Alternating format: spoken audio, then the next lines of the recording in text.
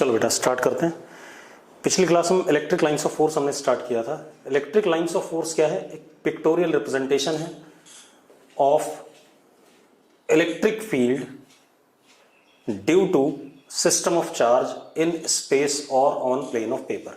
मतलब electric lines of force imaginary lines या curves हैं जो पेपर पे बना सकते हैं या स्पेस में हम इमेजिन कर सकते हैं, जो हमें किसी सिस्टम ऑफ चार्ज की वजह से इलेक्ट्रिक फील्ड के बारे में किसी पॉइंट पर बताएगा। अब इलेक्ट्रिक फील्ड के बारे में क्या बताएगा? इलेक्ट्रिक फील्ड वेक्टर क्वांटिटी है, तो उसके बारे में दोनों चीजें बतानी है, उसका मैग्नीट्यूड और उसका क्या डायरेक्शन।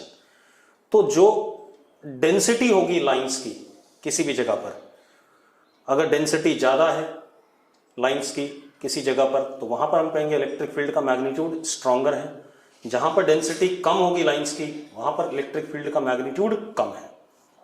दूसरा, उन लाइंस या कर्व्स के टेंजेंट अगर मैं बनाता हूं किसी जगह पर, तो टेंजेंट का जो डायरेक्शन होगा that will give me direction of electric field at that particular point due to system of charge. ठीक है, ये बात मैंने कल आपको बता दी थी।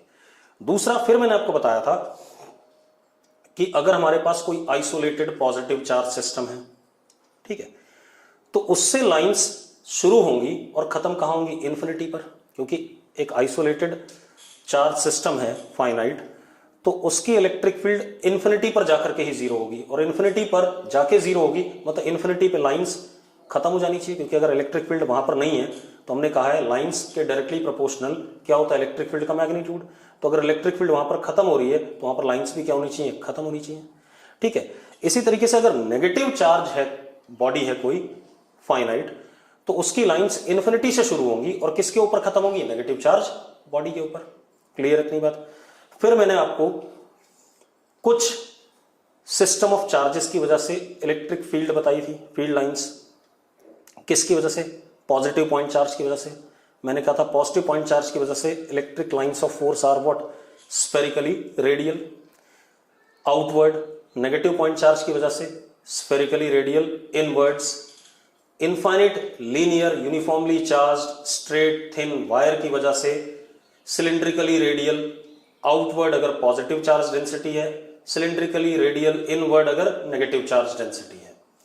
एक इनफाइनाइट शीट की वजह से बताया था यूनिफॉर्मली चार्ज्ड इलेक्ट्रिक फील्ड क्या बताई थी मैंने? यूनिफॉर्म। तो यूनिफॉर्म इलेक्ट्रिक फील्ड में डायरेक्शन इलेक्ट्रिक फील्ड का सेम है, डेंसिटी और मैग्नीट्यूड भी सेम है। तो अगर मैग्नीट्यूड सेम है तो हर जगह लाइंस की डेंसिटी क्या होनी चाहिए? सेम होनी चाहिए। लाइंस की डेंसिटी अगर सेम है तो lines must be what? Equi spaced, मतलब पैरेलल होनी चाहिए और इक्वी स्पेस्ड होनी चाहिए। ठीक है, इतनी बात ये हमने बात करी थी। फिर मैंने एक और चीज बोली थी कि क्योंकि अगर कोई सिस्टम ऑफ चार्ज है, मान लो पॉइंट चार्ज है प्लस क्यू, ठीक है, पॉइंट चार्ज है यहां पे प्लस क्यू, तो उसकी इलेक्ट्रिक फील्ड लाइंस ऐसे होती हैं। लेकिन एक चीज देखो, जैसे जैसे हम दूर जाते हैं इलेक्ट्रिक फील्ड का मैग्नीट्यूड घट रहा है। देख लो डेंसिटी कम हो रही है, तो अगर इलेक्ट्रिक फील्ड का मैग्नीट्यूड कम हो रहा है तो हम इसे ऐसे रिप्रेजेंट करते हैं बेटा, ये एक बड़ा सा एरो, फिर उससे थोड़ा सा छोटा एरो, फिर उससे थोड़ा सा छोटा एरो, फिर उससे भी छोटा एरो, फिर उससे भी छोटा एरो, फिर उससे भी छोटा एरो, फिर उससे भी छोटा एरो। मतलब मैं क्या कहूंगा? Electric lines of force contract longitudinally.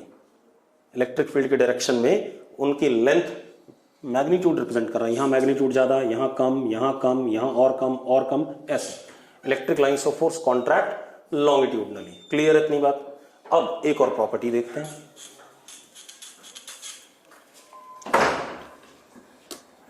ELOF exert lateral pressure on each other। देखो ये सारे ऑब्जर्वेशन है बेटा, इनका कोई कारण नहीं है, पहले ध्यान रखना। ठीक है, इतनी बात कि हमने जो इलेक्ट्रिक फील्ड निकाली हुई थी किसी सिस्टम की वजह से, उनसे जो हमने स्पेस में जो इमेजिनरी लाइंस बनाई उनको देख के जो हम ऑब्जर्व कर रहे हैं वो बना रहा हूं मैं। ठीक है, ELOF exert lateral pressure on each other. जैसे मैं कहूं मेरे पास ये प्लस क्यू पॉइंट चार्ज है,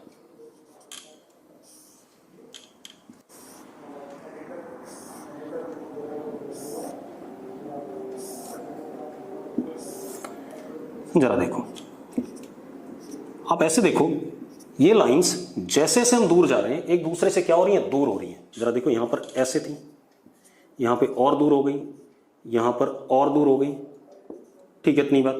तो अब इसी चीज को हम क्या कह रहे हैं कि इलेक्ट्रिक लाइंस जैसे जैसे सिस्टम ऑफ चार्ज से हम दूर जाएंगे एक दूसरे पर लेटरल प्रेशर एक्सर्ट करके क्या हो रही हैं, दूर हो रही हैं।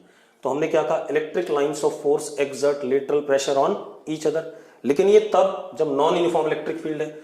यूनिफॉर्म इलेक्ट्रिक फील्ड में क्योंकि स्पेस क्या रहता है, सेम रहता है भाई, लाइंस के बीच में स्पेस क्या रहता है, सेम रहता है हर जगह। तो हम वहां पर कहेंगे कि लेटरल प्रेशर क्या है, नहीं है, वहां पर एक्सर्ट नहीं हो रहा लेटरल प्रेशर। लेकिन यहां पर लेटरल प्रेशर क्या हो रहा है, एक्सर्ट हो रहा है, तभी इलेक्ट्रिक लाइंस क्या हो रही हैं, दूर दूर हो रही है। ठीक है, इतनी बात। अगला पॉइंट देखते हैं बेटा। अगला पॉइंट बड़ा इंपॉर्टेंट है। For given system of charge, कोई एक सिस्टम ऑफ चार्ज है हमारे पास, और given system of charge ELOF can never intersect with each other. For given system of charge ELOF can never intersect with each other. अब देखो जरा इसका मतलब क्या है। मान लो अगर किसी सिस्टम ऑफ चार्ज की वजह से एक इलेक्ट्रिक लाइन ऑफ फोर्स ये है और एक इलेक्ट्रिक लाइन ऑफ फोर्स ये है। एक बात बताओ, किसी सिस्टम ऑफ चार्ज की वजह से किसी पर्टिकुलर जगह पे इलेक्ट्रिक फील्ड यूनिक होगा कि नहीं होगा? भाई अगर मैं एक सिस्टम ऑफ चार्ज हूं और मैं इस जगह पे इलेक्ट्रिक फील्ड देखूं तो या तो इधर की तरफ होगा या इधर की तरफ होगा या इधर, एक पर्टिकुलर डायरेक्शन में होगा। ऐसा तो नहीं हो सकता उसकी 10 डायरेक्शन हो, क्योंकि इलेक्ट्रिक फील्ड किसी भी जगह पर यूनिक वैल्यू होगी। ठीक है, इतनी बात। तो अब अगर ये दो electric lines of force intersect कर रही हैं तो इस पॉइंट पर देखो, आप ऐसे देखो, इस पॉइंट पर टेंजेंट अगर मैं बनाता हूं तो टेंजेंट ये भी हो सकता है और टेंजेंट ये भी हो सकता है। ये दो टेंजेंट हैं, और अगर ये दो टेंजेंट हैं इसका मतलब इस पॉइंट पर सिस्टम ऑफ चार्ज की वजह से इलेक्ट्रिक फील्ड की दो डायरेक्शंस हैं, जबकि ऐसा पॉसिबल नहीं है। तो क्या कहानी हो गई? For a given system of charge ELOF can never intersect with each other because at given point in space due to system of charge E electric field is unique, Therefore, two tangents are not possible. अगर दो tangent आ गए तो electric field इधर भी हो सकता है और इधर भी हो सकता है, जो कि पॉसिबल नहीं है। ठीक है, तो because at given point in space due to system of charge E is unique, therefore two tangents are not possible. ये पॉइंट आ गया, two tangents are not possible. Clear है? अब किसी को दिक्कत हो तो अभी बता दो भाई इस पॉइंट पे। अब क्या कहानी है, ये पॉइंट आ गया, इसके बाद एक और पॉइंट लिखते हैं। अगला पॉइंट क्या है बेटा? Electric lines of force due to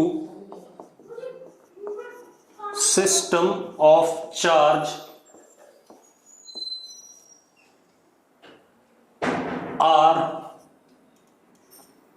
या system of charge will not have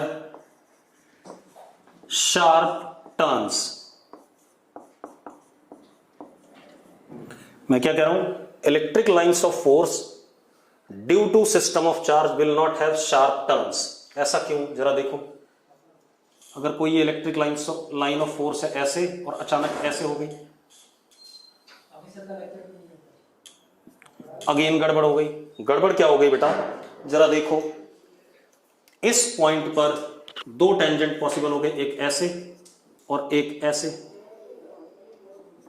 again same कारण, कि भाई किसी भी सिस्टम ऑफ चार्ज की वजह से किसी भी पर्टिकुलर पॉइंट पे स्पेस में इलेक्ट्रिक फील्ड क्या होता है, यूनिक होता है। तो इलेक्ट्रिक फील्ड एक पर्टिकुलर पॉइंट पे एक ही डायरेक्शन लेगा, तो ऐसा पॉसिबल नहीं है। तो मैं लिख देता हूं, that is E vector eight point should be unique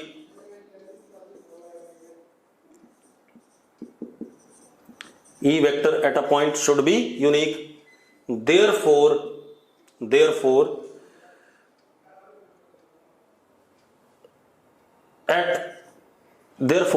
ELOF can't have sharp turn, क्योंकि यहां पर इलेक्ट्रिक फील्ड के क्या आ रहे हैं, दो डायरेक्शन पॉसिबल हो रहे हैं। ठीक है, इतनी बात। अब ये कहानी आ गई। दूसरी चीज, इसके बाद अगली चीज क्या आती है बेटा, जरा देखो। कुछ लोग ELOF की डेफिनेशन क्या देते हैं कि अगर हम इलेक्ट्रिक लाइंस ऑफ फोर्स पे पॉजिटिव टेस्ट चार्ज छोड़ दें, तो वो positive test charge electric line of force की डायरेक्शन, जिस रास्ते पे पॉजिटिव टेस्ट चार्ज चलेगा, वो देखो मैं बताता हूं। मेरे पास मान लो ये एक सिस्टम ऑफ चार्ज है, ध्यान सुनना, ये इंपॉर्टेंट सा पॉइंट है। ये एक सिस्टम ऑफ चार्ज है, इसकी वजह से मान लो ELOF ये है, ठीक है, ऐसे है, ऐसे है, ऐसा है। क्या बोला गया कि अगर मैं यहां पर एक पॉजिटिव टेस्ट चार्ज रिलीज करूं, तो कुछ लोग क्या बोलते हैं कि जिस रास्ते पे ये चलेगा वो रास्ता इस सिस्टम ऑफ चार्ज की वजह से ELOF होगा इस सिस्टम का। ठीक है, इतनी बात, मेरी बात क्लियर है। ये मैं क्या कह रहा हूं कि एक मेरे पास ये सिस्टम ऑफ चार्ज है, ठीक है, मैंने यहां पर ये एक टेस्ट चार्ज छोड़ दिया, तो जिस रास्ते पे ये चलेगा वो रास्ता इस सिस्टम का ELOF होगा। कुछ किताबों में ऐसा लिखा हुआ है, ठीक है, लेकिन ये बात सही नहीं है। ठीक है, इतनी बात। मैं बता रहा हूं क्यों नहीं सही है, आप ऐसे देखो, मैं पहले लिख देता हूं क्या सही है। इफ टेस्ट चार्ज, कैसा, positive test charge is released on ELOF, अगर पॉजिटिव टेस्ट चार्ज को हम ELOF पे छोड़ देते हैं, then positive test charge may और may not follow path of ELOF। मैं ये कह रहा हूं, कर भी सकता है और नहीं भी कर सकता है। अब जरा एक काम करते हैं, देख लेते हैं कब करेगा कब नहीं करेगा। आप ऐसे देखो, अगर ये प्लस Q पॉइंट चार्ज है तो इसकी ELOF कैसी होंगी, ऐसे रेडियली आउटवर्ड। अब अगर मैंने यहां पर एक positive test charge plus Q0 रखा, तो इस पे फोर्स कैसा लगेगा, ऐसे इलेक्ट्रिक फील्ड की डायरेक्शन में, तो इसी रास्ते पे चलेगा। इसको रेस्ट से छोड़ा है, ऐसे चलेगा, यहां पर तो ऐसे चलेगा, सीधे चलता जाएगा। तो इस केस में किस पे चल रहा है, ELOF पे चल रहा है, हाँ या ना, क्योंकि फोर्स इनिशियल वेलोसिटी क्या है, 0 है। इनिशियल वेलोसिटी क्या है, 0।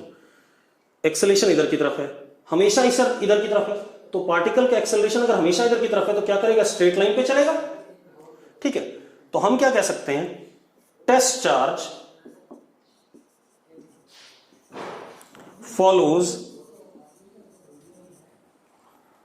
path of ELOF when released only if ELOF are straight lines, तब तो ये चलेगा। लेकिन मान लो ELOF ऐसा है, ऐसा है मान लेते हैं, ये ELOF है हमारे पास,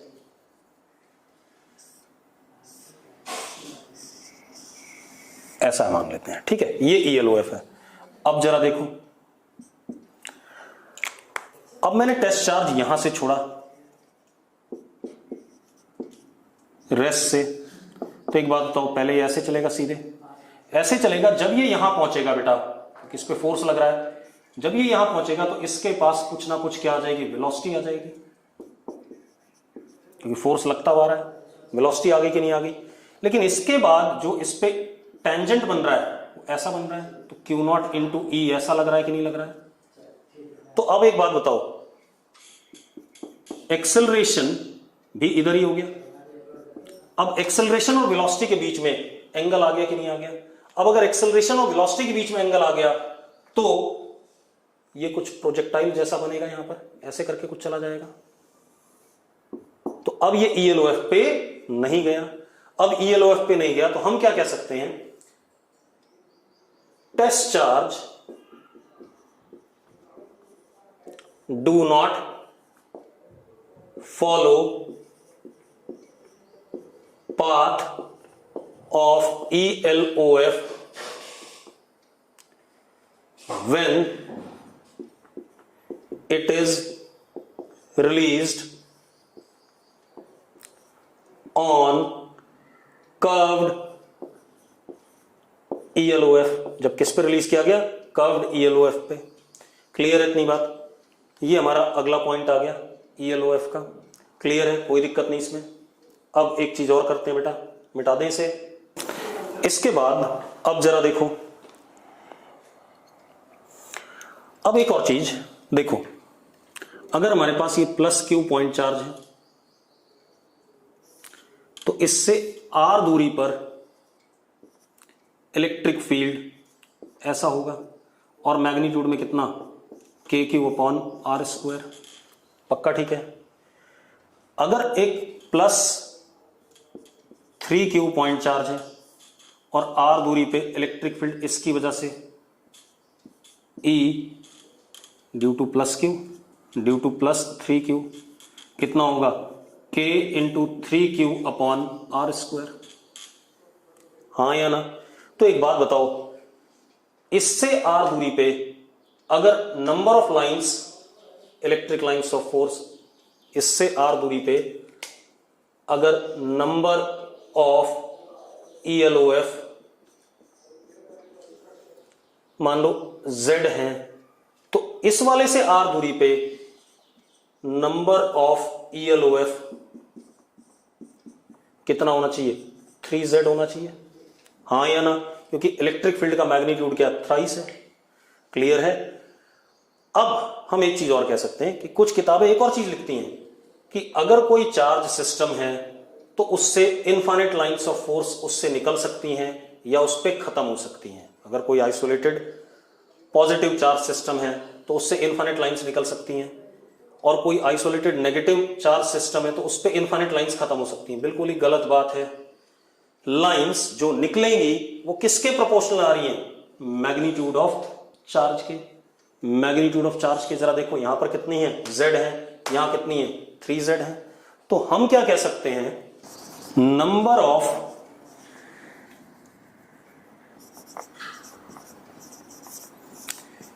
ELOF इमर्जिंग फ्रॉम, मैं आपको एग्जैक्ट रिजल्ट बता देता हूं, अभी बाद में प्रूव कर लेंगे गॉस लॉ में। Number of ELOF emerging from positive charge system is equal to magnitude of charge upon electrical permittivity of medium. Electrical permittivity of medium, अगर वैक्यूम है तो क्या आ जाएगा, एप्सिलॉन नॉट आ जाएगा। क्लियर इतनी बात। और अगर कोई मीडियम है तो क्या आ जाएगा, अपॉन एप्सिलॉन आ जाएगा। क्लियर है। इसी तरीके से नंबर ऑफ ELOF टर्मिनेटिंग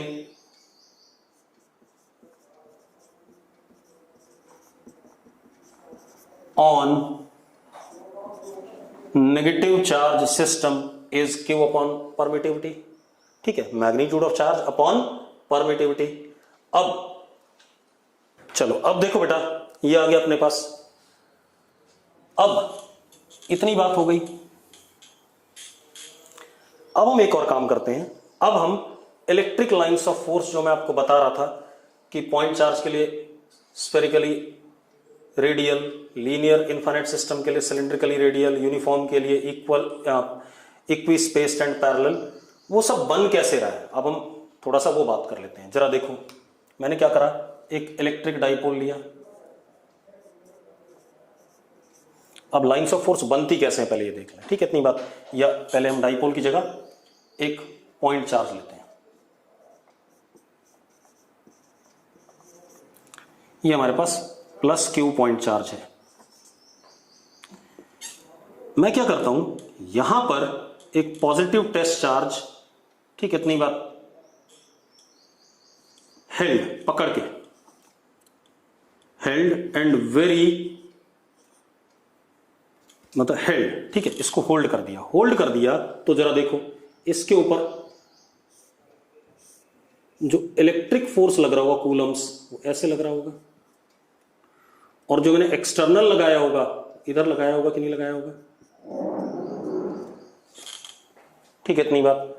अब मैं इसको टेस्ट चार्ज को वेरी स्लोली मूव होने देता हूं।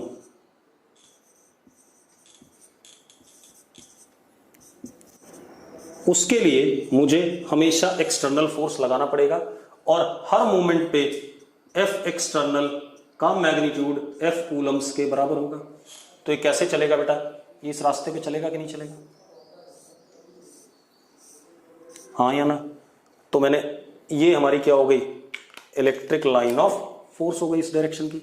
इसी तरीके इस तरफ कर दिया मैंने, इसी तरीके से इस तरफ कर दिया, इसी तरीके से मैंने इस तरफ कर दिया। ऐसा काम आपने 9th-10th में करा है। 9th-10th में आपने एक बार मैग्नेट लिया था स्कूल में, जो पेपर पे रखते थे, और कंपास पकड़ते थे और उस कंपास को स्लोली स्लोली चलने देते थे। तो कुछ ऐसे करके आपने लाइंस ड्रॉ की थी, अगर आपको याद हो, करी थी ऐसी, ठीक है। तो वही काम मैं यहां कर रहा हूं। ये हमारा कंपास जैसा हो गया, और ये बार मैग्नेट जो सा हो गया, इसको धीरे धीरे पकड़ के चलने दिया मैंने, तो ऐसे चला जाएगा, तो ये लाइन ऑफ फोर्स हो गया। ऐसे चला जाएगा, लाइन ऑफ फोर्स हो गया, ये लाइन ऑफ फोर्स हो गया। इस तरीके से मैंने प्लॉट कर दी, ठीक है। अब दूसरा देखते हैं बेटा। मैंने क्या करा, एक माइनस क्यू या एक प्लस क्यू और एक ये माइनस क्यू, ये एक डाइपोल जैसा सिस्टम है या नहीं है। अब मैं इसकी वजह से electric lines of force draw करना चाहता हूं पेपर पे, क्योंकि बोर्ड पे ही करना है। तो एक बात बताओ, अगर मैं इस जगह पे इस प्लस क्यू की इलेक्ट्रिक फील्ड देखूं तो ऐसे है E1, और माइनस क्यू की भी ऐसे है E2। E2 थोड़ा छोटा होगा क्योंकि दूर है यहां से, और E1 बड़ा होगा, लेकिन नेट किधर आ जाएगा, इधर आ जाएगा। तो नेट कैसा आ गया, इन दोनों का वेक्टर सम, ये आ गया। फिर अगर मैं यहां आता हूं बेटा, तो ये E1, ये E2, इन दोनों का सम, ये भी ऐसे ही आ गया। इसका मतलब अगर मैं इस लाइन पे ड्रॉ करूं, चलो यहां बना देता हूं उसको अलग से, तो सिर्फ डायग्राम, ये प्लस क्यू, ये माइनस क्यू, तो इनके बीच में जो लाइन ऑफ फोर्स होगी वो बिल्कुल स्ट्रेट ऐसे हो गई कि नहीं हो गई, हाँ या ना? बिल्कुल स्ट्रेट ऐसे हो जाएगी, ठीक है। अब ये तो इनके बीच में हो गई। अब मेरी बात ध्यान सुनना, अगर मैं यहां जानना चाहता हूं सपोज इस जगह पे, तो इसकी वजह से इलेक्ट्रिक लाइन ऑफ फोर्स ऐसे E1 वेक्टर, और इसकी वजह से ऐसे it is what E2 vector. थोड़ा सा छोटा होगा E2 वेक्टर का मैग्नीट्यूड, क्यों? क्योंकि डिस्टेंस ज्यादा है। अब इन दोनों का रिजल्टेंट क्या होगा,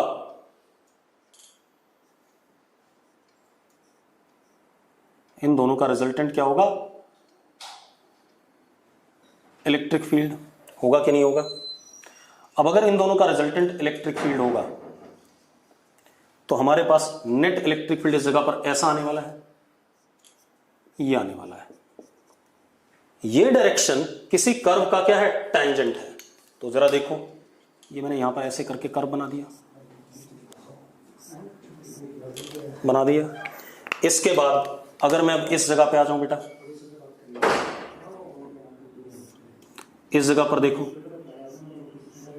ये इलेक्ट्रिक फील्ड ऐसे E1 वेक्टर, इसी तरीके से यहां पर कैसा E2 वेक्टर। E2 वेक्टर थोड़ा सा छोटा होगा बेटा, तो रिजल्टेंट क्या आ गया, ये आ गया। अब जरा देखो, मैं इस कर्व को धीरे धीरे लेके गया ऐसे आगे, ऐसे बन रहा है, ऐसे बन रहा है। अगर मैं यहां आ जाऊं बिल्कुल बीच में, तो जरा देखो, ये E1 वेक्टर,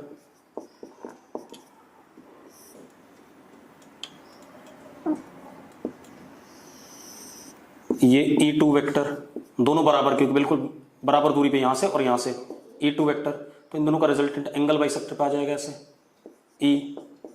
तो ये कर्व कैसा हो जाएगा, ये रेड वाला कर्व ऐसे करके जाते जाते घूमते घूमते ऐसे होकर के ऐसे करके कुछ ऐसे चला जाएगा। ये ऐसा बन रहा है कि नहीं बन रहा है? तो मैं क्या कह सकता हूं, इलेक्ट्रिक लाइन ऑफ फोर्स ऐसे,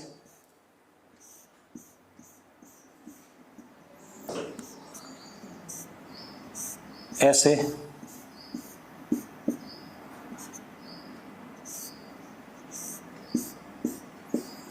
ऐसे होता जाएगा। क्लियर? सेम वे नीचे भी बिल्कुल एग्जैक्टली वैसा ही। अब एक चीज और है इस वाले केस में, इस वाले केस में क्या है, अगर प्लस क्यू 100 लाइंस निकल रही है प्लस क्यू से, तो माइनस क्यू पे खत्म कितनी होंगी, 100 ही होंगी। तो इस केस में क्योंकि इससे 100 निकल रही है और इस पे 100 खत्म हो सकती हैं, क्योंकि दोनों का मैग्नीट्यूड क्या बराबर है, डायरेक्शन और नेचर में क्या अपोजिट है। तो हमने पढ़ा था कि प्लस क्यू चार्ज कितनी लाइनें निकालेगा, क्यू अपॉन एप्सिलॉन नॉट, और माइनस क्यू पे कितनी खत्म होंगी, क्यू अपॉन एप्सिलॉन नॉट। तो all lines emerging from plus Q will terminate on minus Q. ऐसा कुछ, ठीक है, इतनी बात। ऐसे ऐसे, ठीक है, ऐसे ऊपर से कहीं से आएगी जो बोर्ड में जगह नहीं है, ठीक है, इतनी बात। तो अब जरा देखो, ये अभी मैं आपको सिर्फ ऐसी डायग्राम से बना के दिखा रहा हूं, इसका मैथमेटिकल प्रूफ भी दूंगा मैं अभी आपको 2 मिनट बाद। हालांकि हमारे 12th के सिलेबस में मैथमेटिकल प्रूफ नहीं है इसका, लेकिन फिर भी हम करेंगे। अब मेरी बात सुनो, डाइपोल के लिए एक ये प्लस क्यू और एक ये माइनस क्यू। अब मजेदार बात देखो, जितनी लाइनें इससे निकलेंगी वो सारी इस पे खत्म होनी है। हमने अभी पढ़ा था, ये बात क्लियर सबको, कि जितनी लाइनें प्लस क्यू से निकलेंगी उतनी ही लाइनें सारी की सारी माइनस क्यू पे खत्म होंगी। चैट बॉक्स में लिखो भाई यस और नो। तो अब जरा देखो कैसा होगा, बना लेते हैं प्रॉपर। मैं अब लाइंस बना देता हूं, उसके बाद इलेक्ट्रिक फील्ड के बारे में देख लेंगे। ये लाइन आ गई, ये लाइन आ गई, ये लाइन आ गई। तो जितनी इससे निकलेंगी उतनी सारी की सारी इस पे खत्म होंगी। बिल्कुल एग्जैक्टली सेम नीचे भी बनेगा, तो मैं नीचे नहीं बना रहा हूं बेटा, ठीक है, क्यों बार बार बनाया। अब जरा देखो मैंने सही बनाया गलत बनाया वो चेक कर लेते हैं। आप ऐसे देखो, इस जगह पर नेट इलेक्ट्रिक फील्ड ऐसे आना चाहिए, आना चाहिए कि नहीं आना चाहिए। अब जरा चेक करते हैं, इसकी वजह से, ओहो कहां जा रहा है,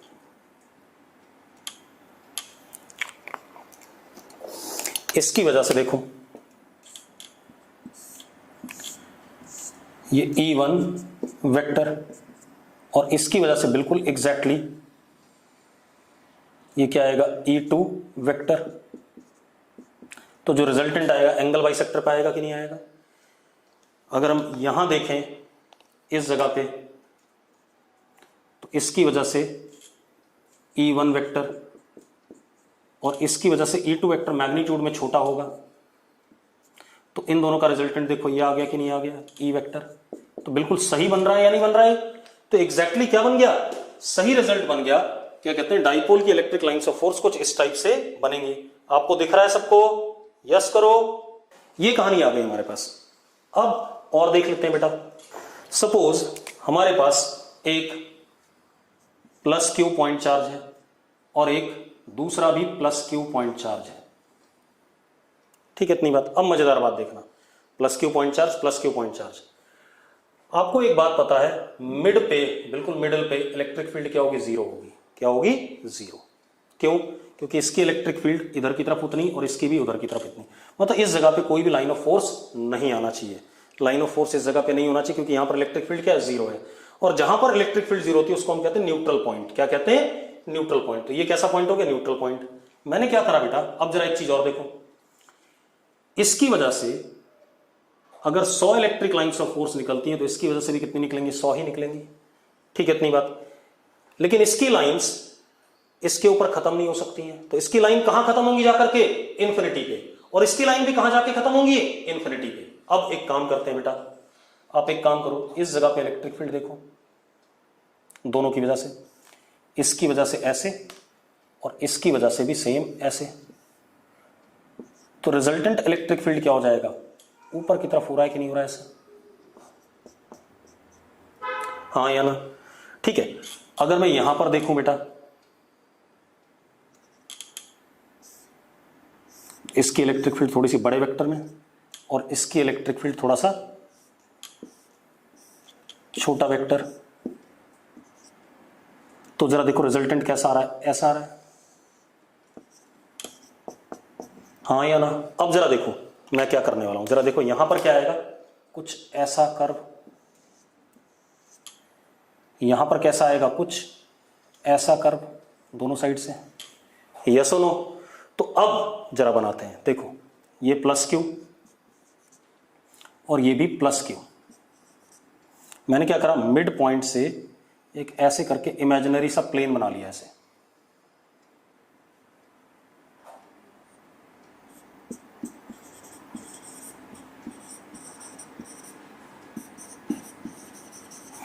अब जरा देखो,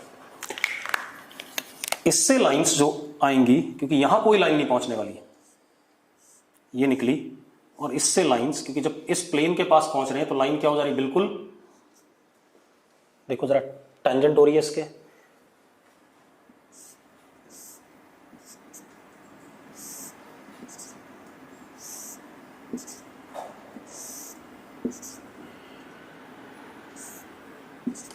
बिल्कुल ऐसे ही नीचे भी बन जाएगा एग्जैक्ट।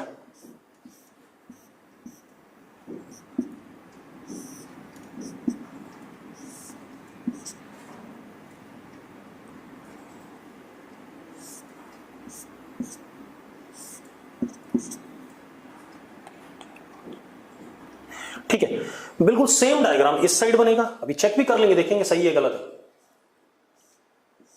और लाइनें बराबर बनानी बेटा, अगर इधर आपने जितनी लाइन बनाई है उतनी इसकी वजह से इधर भी बनाओगे,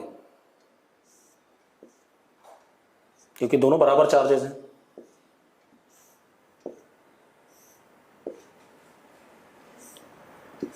सेम ऐसे नीचे,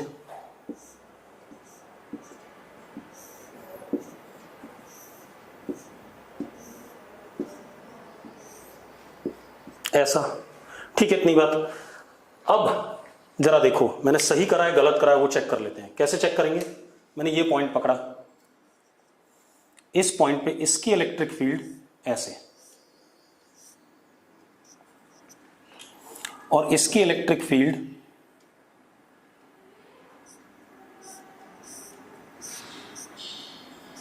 ऐसे। इन दोनों का रिजल्टेंट क्या आ रहा है जरा चेक करो, देखो कितना मजेदार। इन दोनों का रिजल्टेंट, ये इलेक्ट्रिक फील्ड आ रहा है कि नहीं आ रहा है, और इसके टेंजेंट बनाया कि नहीं बनाया? देखो ब्लू कलर वाला, तो बिल्कुल एग्जैक्टली बन गया कि नहीं बन गया? अरे क्लियर है? तो ये बन गया। ठीक है, तो अब ये प्लस क्यू था, ये प्लस क्यू था, बराबर लाइंस निकलेंगी, लेकिन और देखो इस सिस्टम की लाइंस एक दूसरे से इंटरसेक्ट नहीं कर रही हैं। इनकी लाइंस भी, जब हमने डाइपोल लिया था वहां पर भी लाइंस एक दूसरे से इंटरसेक्ट नहीं कर रही थी, जैसा हमने पहले पढ़ा था। अब और देखते हैं बेटा, अब एक और चीज देखते हैं।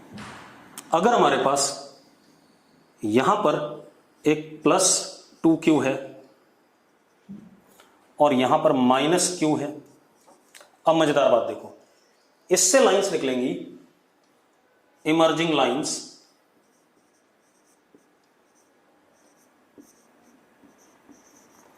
From plus 2q r 2q upon epsilon not lines. अभी मैं इनका मैथमेटिकल प्रूफ भी दूंगा जो मैं बना रहा हूं कर्व से, ठीक है, इतनी बात। Lines terminating on minus Q R Q upon epsilon not. मतलब इससे जितनी निकलेंगी आधी यहां खत्म हो जाएंगी माइनस क्यू पे, आधी कहां जाएंगी, आधी इन्फिनिटी पे जाएंगी, क्योंकि इसकी सारी लाइनें यहां खत्म नहीं हो रही हैं, तो आधी कहां चली जाएंगी, इन्फिनिटी पे। तो कर लेते हैं बेटा, इस डायरेक्शन में तो इलेक्ट्रिक फील्ड ऐसे ही रहेगा।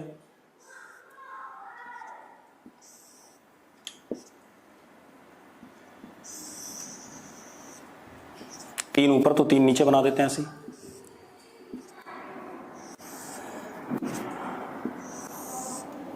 ये हो गया, ठीक है। अब 1 2 3 4 5 6 7 7 लाइनें हैं, तो 7 लाइनें मैं इन्फिनिटी भी ले जाऊंगा। देखो 1, ओहो जगह कम हो गई, 2 3 4 5 6, ये 7, ये कहां जा रही है, इन्फिनिटी पर। चेक कर लो, बिल्कुल सही बनाया मैंने। देखो एक मिनट, आप एक काम करो, इस प्लस 2q की वजह से यहां पर इलेक्ट्रिक फील्ड देखें जरा, यहां देखते हैं बेटा।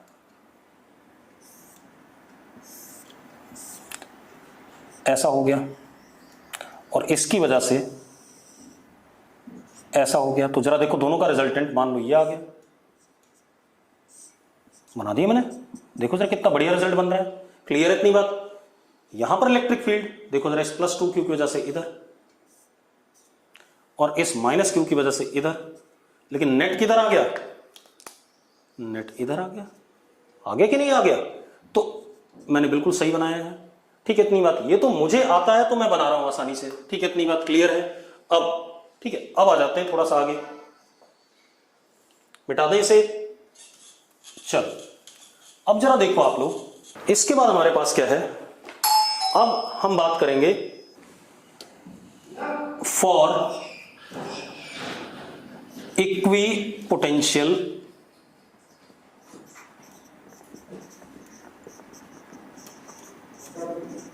Surface, for equi potential surface. अब एक बात बताओ, मैंने बताया था electric field equi potential surface के क्या होती है, परपेंडिकुलर होती है। Electric field equi potential surface के क्या होती है, परपेंडिकुलर होती है, ये बताया था हमने, ठीक है इतनी बात। अब क्या कहानी है, जैसे हमारे पास कोई इक्वी पोटेंशियल सरफेस है, हमें पता है E vector is normal to equipotential surface, E vector is normal to equipotential surface. अब अगर ई वेक्टर इक्विपोटेंशियल सरफेस के नॉर्मल है तो ऑब्वियस सी बात है ELOF is always perpendicular to equipotential surface. और आप एक बात बताओ, मैंने बताया भी था, अगर ये पॉइंट चार्ज है प्लस क्यू, तो इसकी इलेक्ट्रिक लाइंस ऑफ फोर्स क्या थी, स्फेरिकली रेडियल, ऐसी थी। ये क्या था, ELOF, स्फेरिकली रेडियल। और एक बात बताओ, EPS क्या था, इक्विपोटेंशियल सरफेस क्या था, ELOF कैसे हो गई, स्फेरिकली रेडियल। और EPS क्या थे बेटा, EPS थे हमारे पास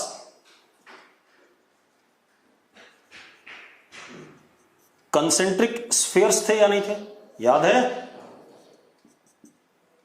this is what EPS and it is what, कैसे थे, कंसेंट्रिक स्फीयर्स थे।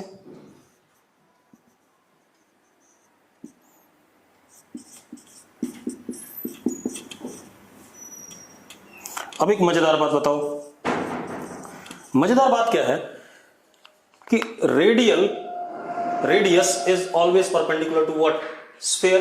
तो इसका मतलब ELOF क्या हो गया, इस स्फीयर के परपेंडिकुलर हो गया, जो हमने लिखा हुआ है। एक और देख लेते हैं।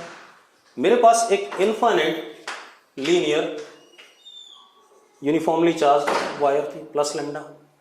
इसके जो ELOF होते हैं, हमने कहा था सिलिंड्रिकली रेडियल होता है। अब एक बात बताओ, सिलिंड्रिकली रेडियली आउटवर्ड, अब इसका ये हो गया ELOF हो गया। अब जो EPS है, क्या बनाए हम? अगर मैं यहां पर क्या बना दूं, एक सिलेंडर बना दूं, बनाया था हमने, याद है भाई, इक्विपोटेंशियल सरफेस वाले लेक्चर में पढ़ा था। इसके EPS क्या होते हैं? Concentric cylinders. तो जरा देखो, ELOF ये क्या हो गए? EPS हो गए। EPS कंसेंट्रिक सिलेंडर्स हैं, तो ELOF is what? Perpendicular to equipotential surface. अब चैट बॉक्स में जल्दी से लिखो, किसी को कोई दिक्कत हो तो बताओ मुझे। इसी तरीके से हमने कहा था uniform electric field. Uniform electric field में क्या था? ELOF parallel equi spaced. अब क्या कहानी है? जो हमारे पास EPS थे, क्या थे? Parallel planes.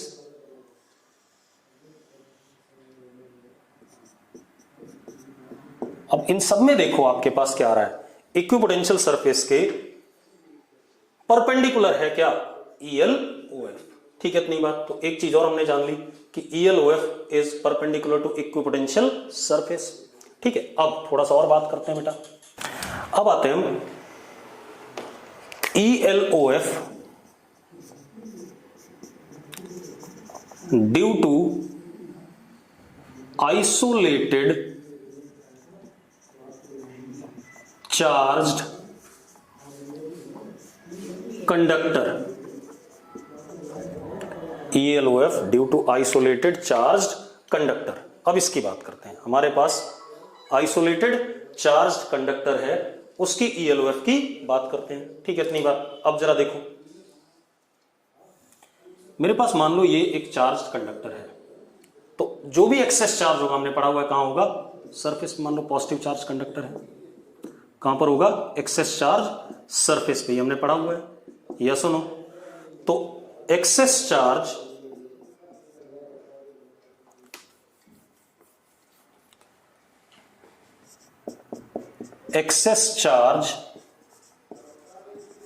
On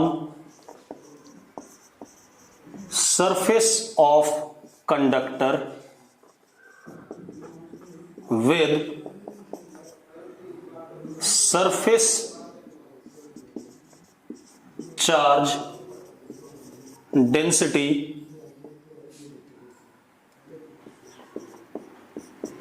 sigma inversely proportional to radius of curvature. जहां पर रेडियस छोटा वहां पर सरफेस चार्ज डेंसिटी ज्यादा, जहां पर रेडियस बड़ा वहां surface charge density come, radius of curvature. अब क्या कहानी बेटा? एक और चीज बोली थी कि E vector inside conductor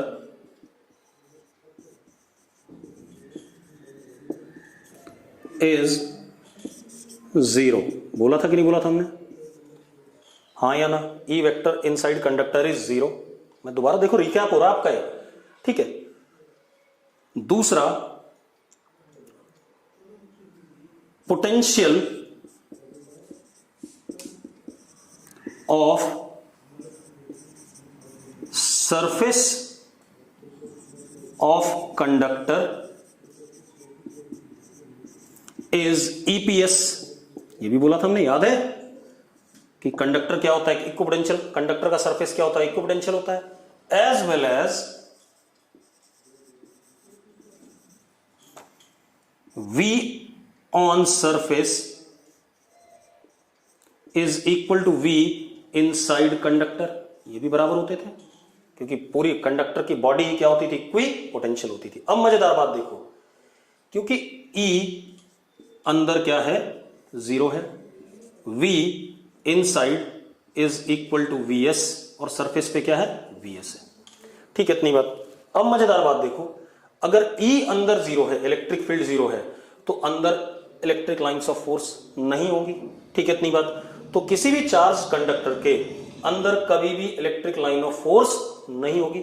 electric line of force isolated charge conductor के अंदर कभी भी जीरो, कभी भी नहीं होंगे अंदर। तो हम क्या लिख सकते हैं, पहला point, ELOF do not exist inside conductor, मतलब नो ELOF इनसाइड कंडक्टर। एक पॉइंट ये आ गया। दूसरा, ये एक पॉजिटिव चार्ज बॉडी है, तो इससे लाइंस निकलेंगी जरूर, और कहां खत्म होंगी, इन्फिनिटी पे। ठीक है, इतनी बात। और ये सरफेस कैसा, इक्वी पोटेंशियल है। इक्वी पोटेंशियल है तो इसके सरफेस से लाइंस कैसे निकलेंगी, नॉर्मली निकलेंगी। कैसे निकलेंगी, नॉर्मल। जरा देखो, नॉर्मल। अब आपको लग रहा होगा जब ये नॉर्मल निकल रही हैं तो ये दोनों कट जाएंगी बाद में, नहीं, they will exert lateral pressure, सारी प्रॉपर्टीज आएंगी on each other and never intersect. ये आ गया, ये आ गया, ये आ गया, ये आ गया, ये आ गया, सॉरी,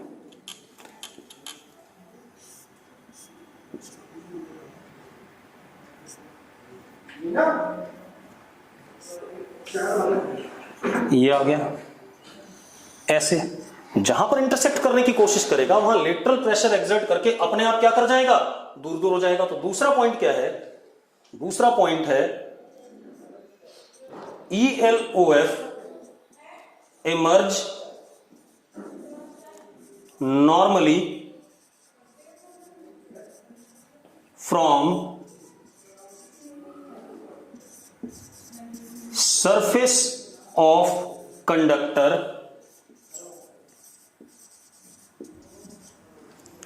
ठीक है, एंड टर्मिनेट एट इंफिनिटी। ठीक है। तीसरा point, ELOF do not intersect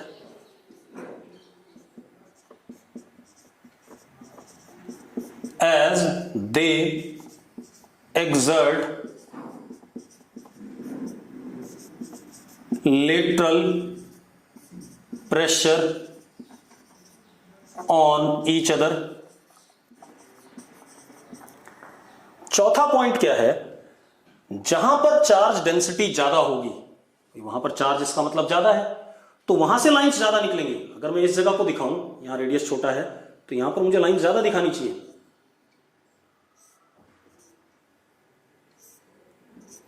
तो मुझे क्या कहना चाहिए कि density of ELOF is greater on surface where या near surface where sigma is large in magnitude। ठीक है, इतनी बात। वहां पर लाइंस क्या निकलेंगी, ज्यादा निकलेंगी, क्योंकि सिग्मा ज्यादा है तो चार्ज भी वहां पर क्या है, ज्यादा है, और number of lines directly proportional to क्या होता है, चार्ज के मैग्नीट्यूड के होता है। क्लियर है इतनी बात।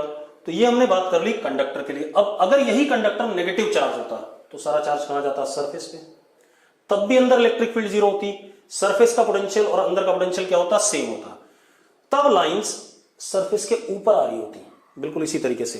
तो ELOF कंडक्टर के अंदर तब भी नहीं होती। ELOF terminate normally on surface हो जाता, और स्टार्ट कहां से होती, इंफिनिटी से। ELOF इंटरसेक्ट तब भी नहीं करती, लेटरल प्रेशर एक्सर्ट करते एक दूसरे पे, और डेंसिटी ऑफ ELOF तब भी ज्यादा होता वहां पर जहां पर क्या कहते हैं, सिग्मा क्या होता, ज्यादा होता मैग्नीट्यूड में। आप लोगों को यह बात क्लियर है? जरा मुझे यस और नो लिखो जल्दी से। अरे लिखो, चलो ठीक है। अब मैं आज के लेक्चर को यहीं रोक रहा हूं, क्योंकि अगला जो टॉपिक होगा वो थोड़ा सा अगली क्लास में करेंगे, क्योंकि वो भी कंडक्टर पे ही बेस्ड है, ELOF पे। अभी ELOF खत्म नहीं हुआ है। ठीक है, इतनी बात। चलो। Thank you.